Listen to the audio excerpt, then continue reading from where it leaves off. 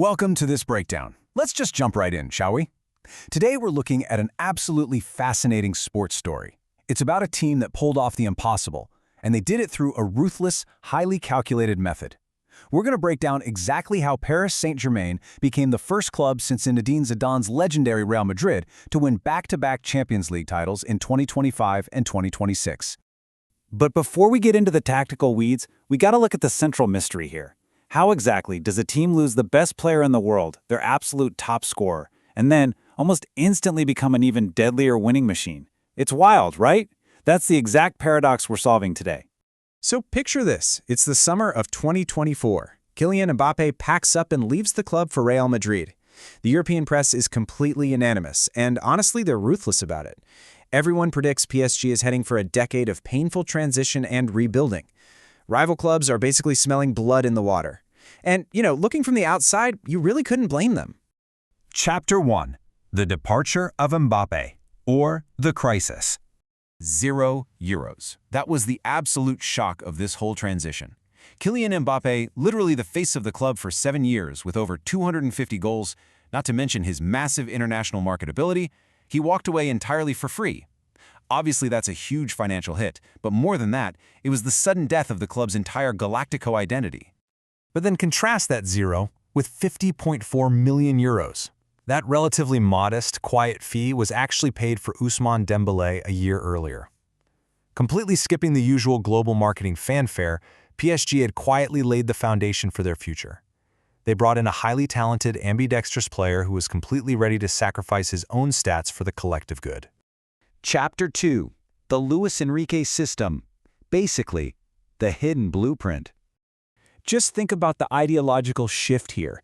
We're moving from the Mbappé era, which was highly individualistic, heavily marketing-driven, and relied on a reactive style of play just to launch one star, to the Enrique era. And this new era? It's an ultra-collective approach. We're talking extreme minimalist PR and a ruthless, unwavering focus on possession and pressing. The message was clear. Nobody is bigger than the structure. Out on the pitch, Enrique's whole philosophy really boils down to 3 clear steps. First, build up possession from the back. Second, trigger an immediate high press the literal second the ball is lost. And third, collective space occupation. You see, you don't actually need a massive superstar for this to work. The structure itself is king. It's dictated by the absolute metronome Vitinha in the midfield and magnified by Dembélé up in the attack. Chapter 3. The Munich Triumph. The Masterpiece. The path to that final was an absolute gauntlet. In March 2025, PSG faced a major trial by fire at Anfield, barely scraping through on penalties thanks to some serious heroics from Gianluigi Donnarumma. Then, April brought this unbearable, edge-of-your-seat thriller against Aston Villa, and by May, they methodically dismantled Arsenal. This brutal run, it forged a terrifying mental resilience. They were clearly no longer a team that crumbled under the pressure. And then came the Munich final against Inter Milan. 5-0! I mean, that is the largest goal difference in Champions League final history. But if you look at who actually scored those goals, you've got Hakimi, Doué scoring twice, Kvaratskhelia, and 19-year-old Mayulo. That's 5 goals from 4 totally different scorers, including a defender and some very young talent. It was absolute definitive proof that the system itself pulverized the opponent, not just one isolated individual. So, how did the mastermind react to this historic triumph? Down in the stadium corridors, Luis Enrique was incredibly clinical about it. He just said, it's a collective project, and that's what the club has managed to do together. He didn't claim any individual glory, he didn't celebrate any egos. His devotion to the system was absolutely rock solid. Chapter 4. The Defense Test. The Crucible. Now, the following 25-26 season was a completely different beast. It was a brutal marathon of pure survival. The players were just exhausted. Dembélé, who had just won the 2025 Ballon d'Or, missed 14 matches. Désiré Doué missed 13. Because of this huge wave of muscular injuries, Enrique couldn't field his starting 11 from Munich a single time, not once. The system was being pushed to its absolute breaking point. But this is exactly where Enrique's method revealed its hidden genius. Because of this crisis, he was forced into massive rotations. But instead of the team collapsing, they actually forged invaluable squad depth.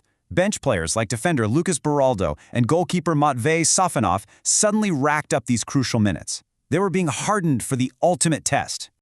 Chapter 5. The Era of the Collective and the Legacy. It all culminated at the 2026 Champions League final in Budapest, which was a very tense rematch against Arsenal. And just 6 minutes in, disaster strikes. Kai Havertz opens the scoring for the English side. For a solid hour, PSG just hits a brick wall. But then, in the 65th minute, Dembélé steps up and equalizes from the spot. The system holds on tight, dragging the whole match into agonizing suspense. We hit the 120th minute, and it goes to a penalty shootout. And this is where the story comes full circle, in just the most poetic way possible. Lucas Beraldo, the exact same player who was hardened by that brutal winter injury crisis, steps up and buries the crucial fifth penalty. Moments later, Arsenal's Gabriel fires his shot over the bar. 4-3. PSG actually retains the European crown. It was a massive victory of depth, resilience, and pure systemic perfection. But honestly, the greatest validation didn't even come from Paris. It came from their defeated opponent. Arsenal's manager Mikel Arteta flat out conceded, saying, "As far as I'm concerned, PSG is the best team in the world." That was the ultimate recognition, right there. Completely without their Galacticos, PSG had cemented a true footballing dynasty. By achieving what literally only Zidane's legendary Real Madrid had ever done before them, PSG proved that a flawless structure can actually survive the loss of its biggest idols. But it really makes you wonder, is this the future of football strategy? Can a perfectly calibrated system always conquer the era of the superstar? Keep that in mind the next time you sit down to watch a massive European clash. Thanks so much for joining this analysis. Stay curious, and we'll see you next time.